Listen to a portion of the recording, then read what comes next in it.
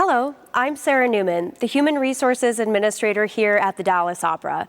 I'm also a certified speech-language pathologist and have worked for many years with individuals with dementia, their family, their friends, and their caregivers. Dementia is at the core of our production of Gluck's Orpheus and Eurydice, the famous Greek myth that inspired not only the opera, but the Broadway hit musical Hadestown, where Eurydice, descending into the underworld, pursued by her one true love, Orpheus, in this production is descending into dementia.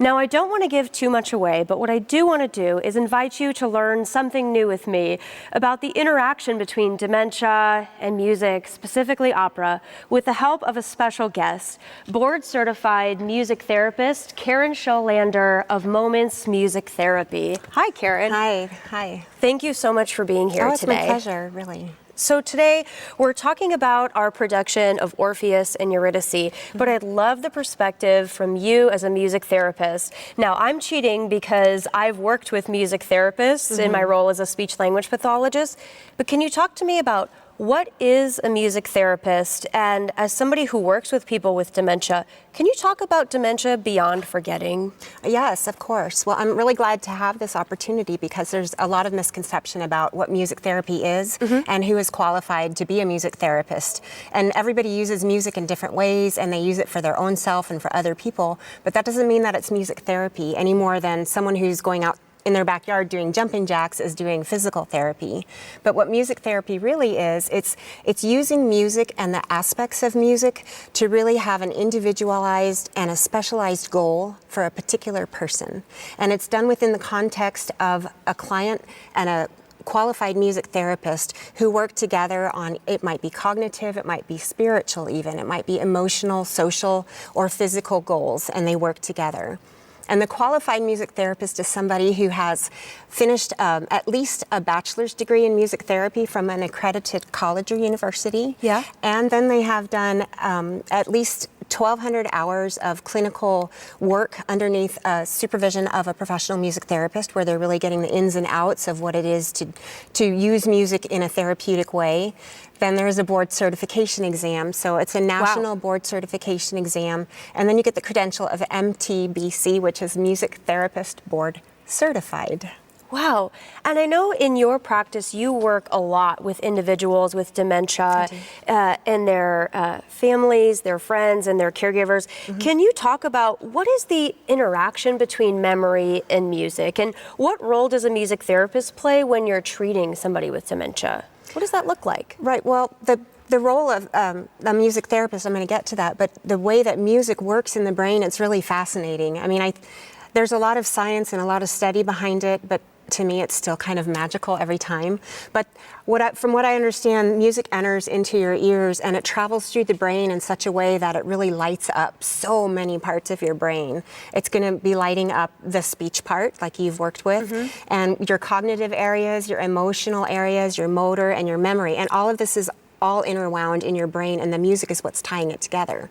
So my role when I'm working with dementia patients and with their family is to really harness that and to find what music is going to help the person who has dementia kind of get out of that cloud and to build those connections and those bridges using music.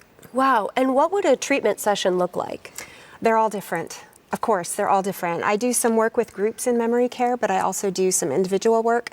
So it might look like two spouses sitting next to each other. Maybe I saw the opera the other night and it was fantastic. So maybe Orpheus and Eurydice are sitting together in bed, right next to each other, looking at the slides that he's projecting and listening to the music of that time period when they were young kids, listening to that music. So my role would be to facilitate that and maybe to sing their song. You know, many people have a song, to use their song and put their names in it because that catches their attention too, and to really facilitate that connection. Otherwise, it might be working with families. You know, the families want to come visit, and sometimes it can feel really awkward, and I think that was shown very well on the stage. But the awkwardness of not knowing what to say and how to engage somebody that really is sort of lost.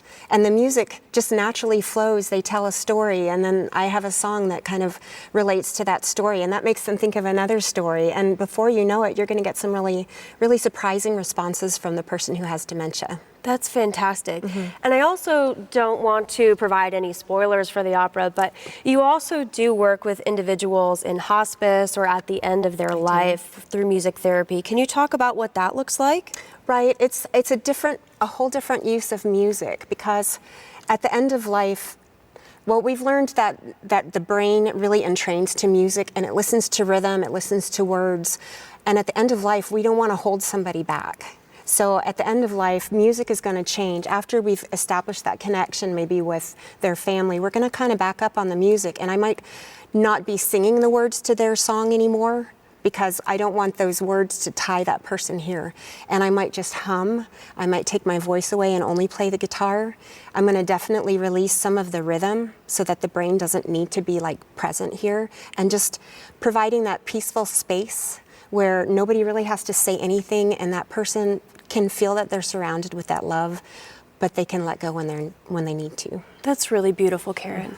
And then finally, for people watching the live stream at home, can you talk about a possible takeaway that somebody watching could take and use with their loved one who has dementia? How can they use this live stream or opera music to support their loved one? If they love opera, they can use the opera music. If they don't love opera, it might not be the right thing, because what we know is that it's the music that speaks to that person that's going to reach that person. And if it's not opera, it's not going to work. Very personalized. Very personalized. And what we've learned in this opera is that music is really going to get through, and to use that music, to find the music that does work and does get through, and to show those pictures and play that music, and just let that do the talking, let that do the connecting. Wow.